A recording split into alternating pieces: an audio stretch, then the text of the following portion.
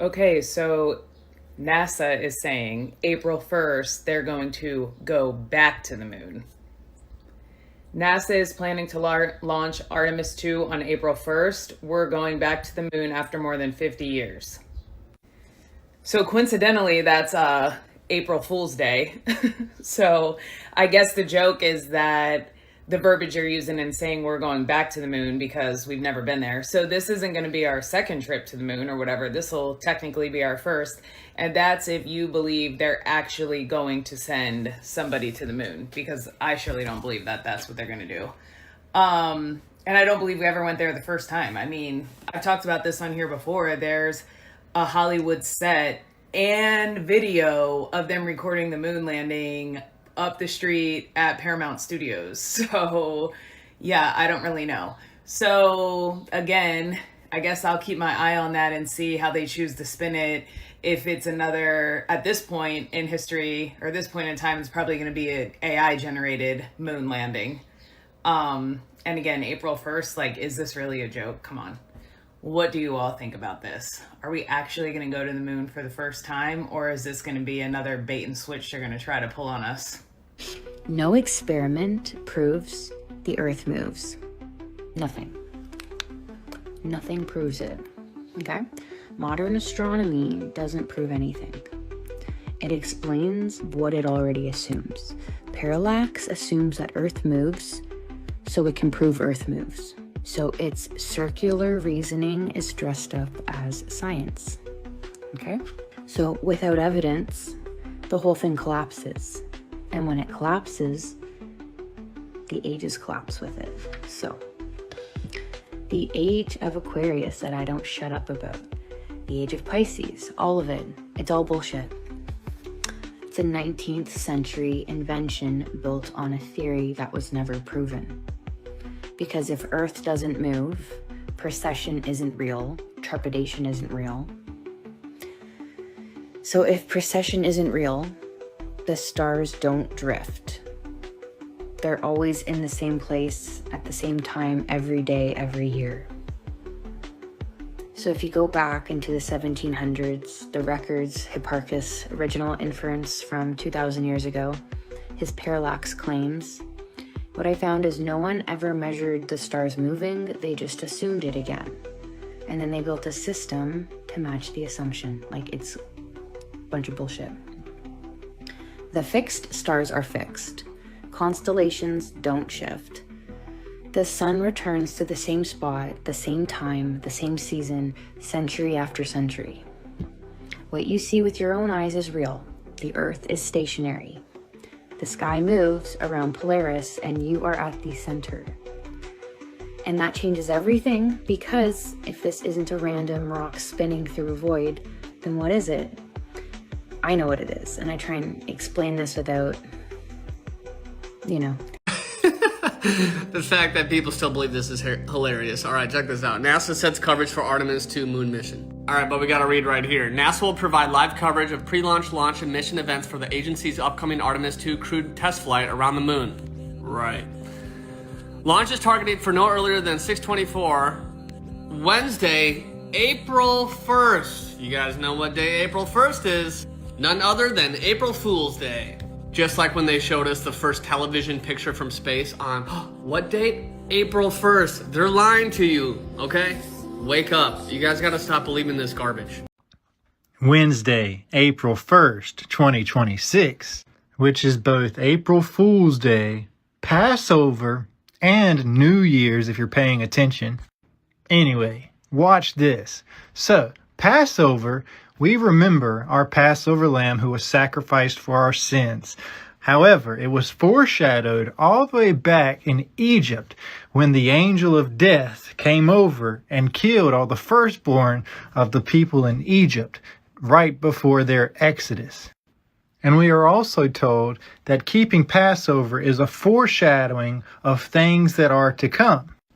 In your Bible, in Revelation chapter 9, verse 11, it talks about the angel over the bottomless pit, king of Babylon the Great, Abaddon, who in the Greek tongue has the name Apollyon, which means destroyer and comes from the Greek god Apollo. And if you don't know, our first ever moon mission was the Apollo missions. And also, this mission here is named after Apollo's twin sister, Artemis, who, just like Apollo, is the primary goddess of the hunt, the moon, and childbirth. Her destructive side is central to her character in several ways. She's the bringer of sudden death. Along with her twin brother Apollo, Artemis was believed to be the source of sudden, painless death and disease. Specifically, she was said to strike down women and girls with her arrows, while Apollo did the same to men and boys. Artemis is also known for changing people into beasts. If you think all that's a coincidence, though, hold on to your hats. Have fun denying this. Artemis is built 322 feet tall, and a lot of you already know the tie-in that Freemasons have with space missions, and also the fact that NASA itself is involved in Project Paperclip and comes from the word in your Hebrew Bible pronounced Nashah, which is on your 3rd page in Genesis, when Satan nashad Eve and deceived and beguiled and tricked her.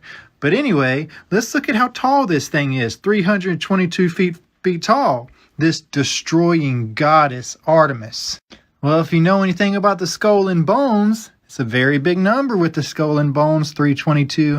So much, in fact, that even that is tied into the number of the Brotherhood of Death.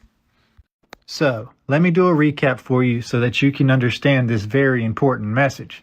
Next Wednesday is Passover, and while the world is celebrating the Passover lamb that covers us when the angel of death passes over in darkness and smites the land and the firstborns, there's literally going to be a rocket that's going to be passing over for the first time in over 50 years, ever since his first mission, Apollo. We're having Artemis, his twin sister, who is associated with death, sudden death, destruction, disease, and chaos, and vengeance, that is also 322 feet tall and tied into the skull and crossbones destruction as well. And in the meantime, we've got World War III / what they're calling the Battle of Armageddon happening. We have the rebuilding of the temple that everybody's talking about. We have the sacrifice that everybody's talking about. We have all these other things playing out around you, and yet you still want to act like it's a coincidence? Well, if you want to talk about coincidences, well, maybe it's a coincidence that Donald Trump has a 66 penthouse suite that's in his all-black tower in New York City, 664 foot tall, in which his whole golden room here is dedicated to the sun god Apollo. You have Apollo here, and you have Muhammad Ali, who is known as Apollo Creed, which is where you get Apollo Creed from the Rocky series named after, and all these other physique, everything else. I mean, maybe all of this is a coincidence, including his painting of Apollo in the chariot that's in his main room on his 66 floor penthouse suite ceiling.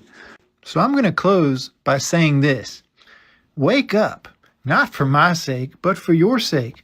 At what point are you going to look around and say, there's no way that every single thing that's happening right now is a coincidence? You think that you've seen pictures of what the Earth looks like from outer space. No, you're believing what they're telling you it looks like. If you go back and look at the different globes that NASA has put out, they don't look the same. They change. The Earth doesn't change. It might change a little bit, but not from way out there. It's all phony baloney. And I can't believe people still buy in to this garbage at this point. You folks need to start thinking outside the box. It is absolutely absurd to me that people think the photos they're telling us is Earth from outer space. Outer space? Outer space. Really? Outer space. That's upper. So that right there is already a lie. But the people that actually believe that shit, it blows my mind. We never landed on the damn moon in a tin can. It's absolutely absurd. How the hell did you think those people got back? Who was taking the video when they first came off the so-called aircraft? Spaceship.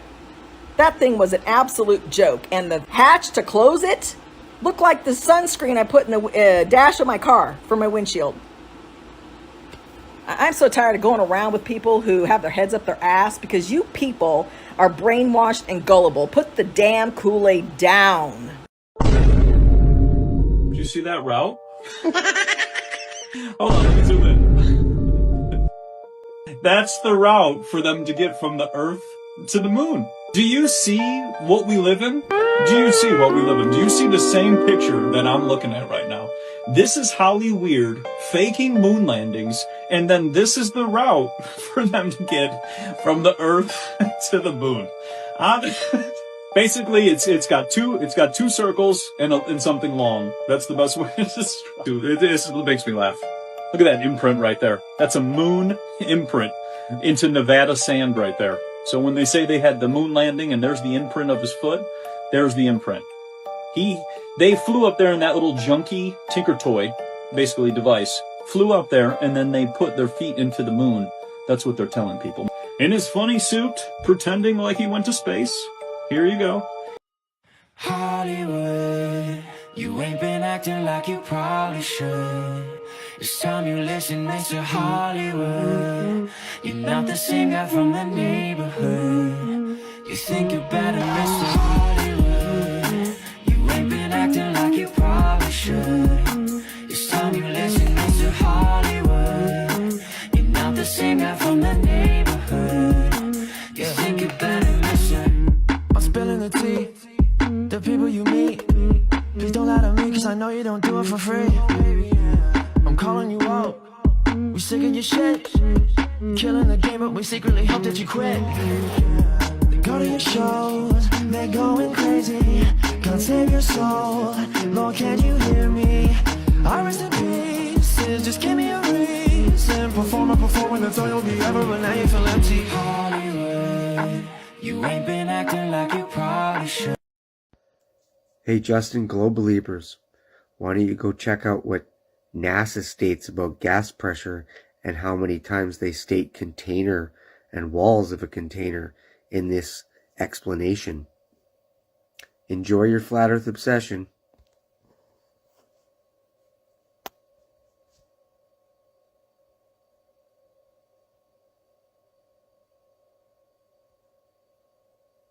Be careful. My husband's a pilot. And he doesn't adjust for curvature. Thanks. Do you want to bring him on panel instead of you? No, he just maintains altitude. John! Right. So does the horizon drop down and away from the plane 66 feet every 10 miles? I don't know about the 66 You feet don't know? horizon. I You said don't I know? don't.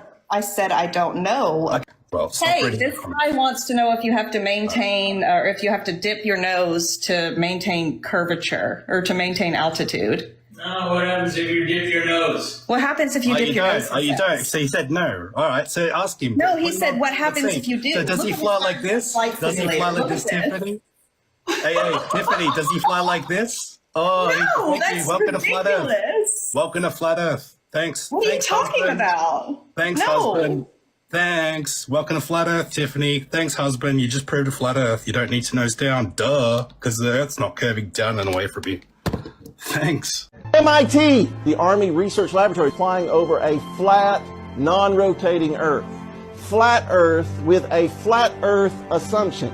Non-rotating flat Earth. A flat, non-rotating Earth may be assumed. A flat and non-rotating, assuming a flat Earth. Flat, non-rotating Earth. A non-rotating Earth. Flat, non-rotating Earth. Validity of flat Earth based on a flat Earth assumption for a flat Earth and a flat atmosphere. Flat, non-rotating Earth. The flat Earth model. Propagation of electromagnetic fields over flat Earth. Ballistic vehicle motion. A closed-form solution is developed for the motion of a ballistic vehicle entering the atmosphere over a flat, non-rotating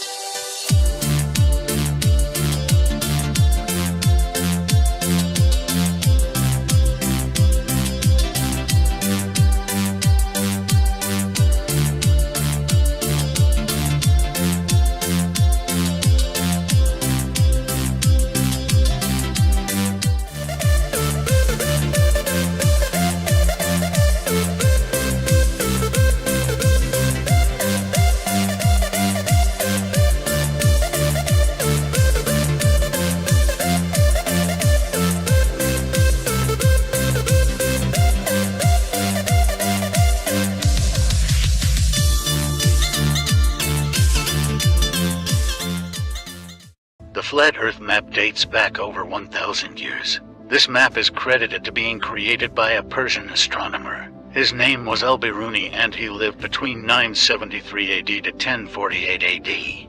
It's the official map of the United Nations and also the United States Geological Survey. It used to be present in many places before the creation of NASA and the Antarctic Treaty in 1959. Here you see it with Admiral Byrd. This map has been restored by Dmitry from Russia with suggestions of mine, Eddie Alenkar. Known by my YouTube channel Flat Earth Banjo, I asked Dmitry to include the Bermuda Triangle and Point Nemo, a place deep in the Pacific where NASA buries rockets. Then Robert Tozzi, a professional mapmaker, came along and enhanced the map even more.